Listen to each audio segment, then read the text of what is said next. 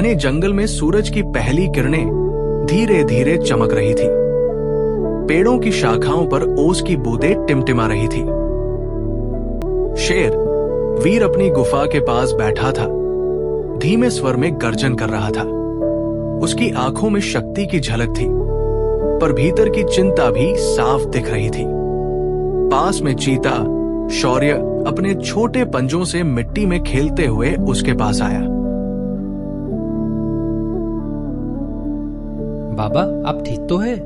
हाँ बेटा, बस थोड़ी थकान है। जंगल की रक्षा करना आसान नहीं होता। मैं आज आपके साथ जंगल जाऊंगा, मैं संभाल लूंगा। तू अब बड़ा हो गया है, पर ध्यान रखना, पहले मेरे पीछे रहना और किसी भी खतरे को अकेले ना छूना। ठीक है बाबा, मैं पूरी सावधानी रखूंगा।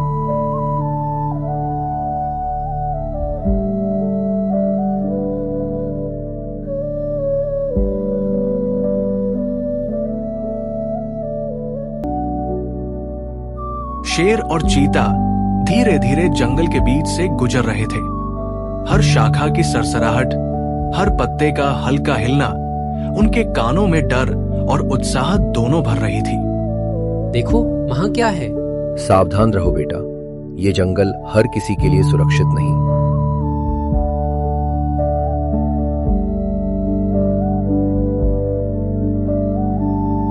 शेर ने देखा एक छोटी हिरन नीलू फूलों के पास खेल रही थी।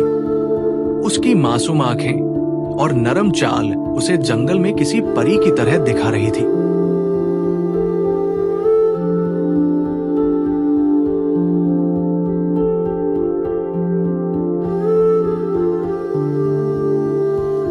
चीता ने धीरे धीरे हिरन की तरफ देखा।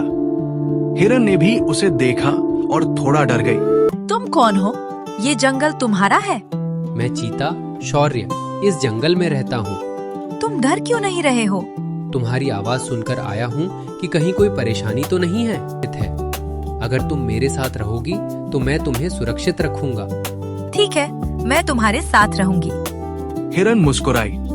धीरे धीरे चीता और हिरन ने अपनी दोस्ती शुरू की।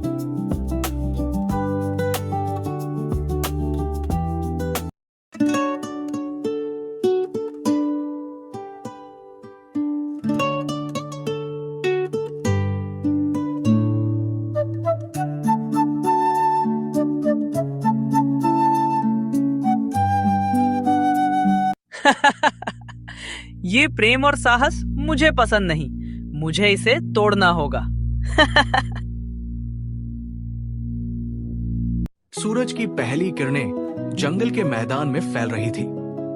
चीता, शौर्य और हिरन नीलू मिलकर नदी किनारे खेल रहे थे। आज तुम जल्दी आई।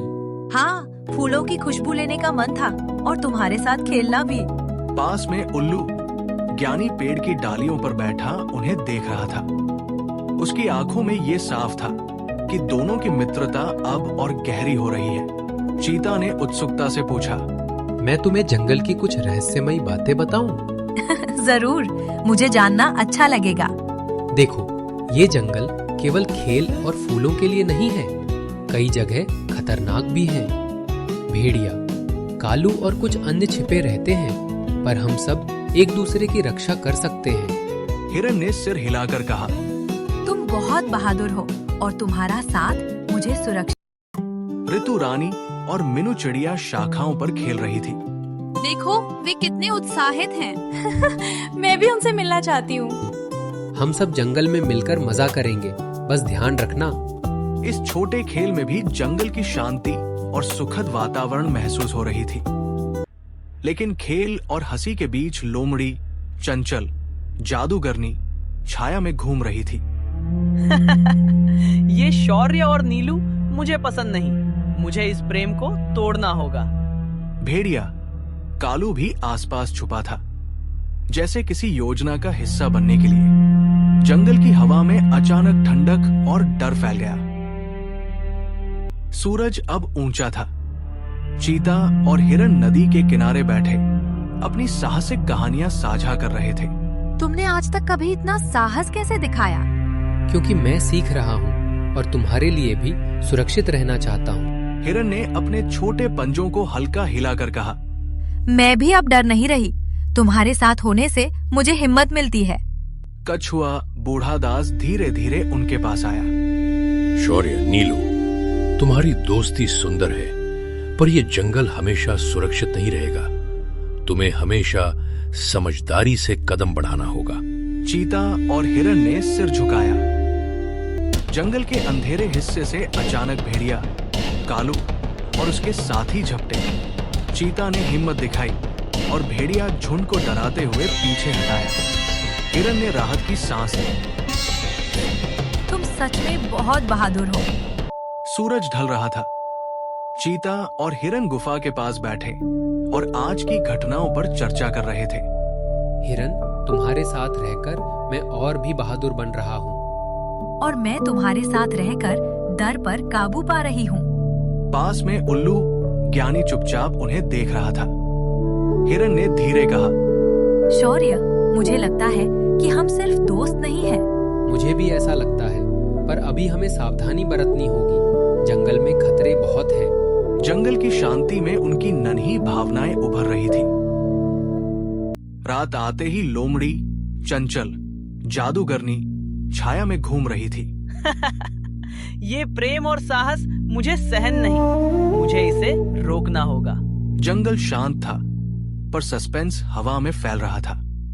काला कागा ऊंचाई से सब देख रहा था, ये जानते हुए कि आने वाले दिन में बड़ी चुनौती आने वाली है। घने पेड़ों वाला अंधेरा हिस्सा।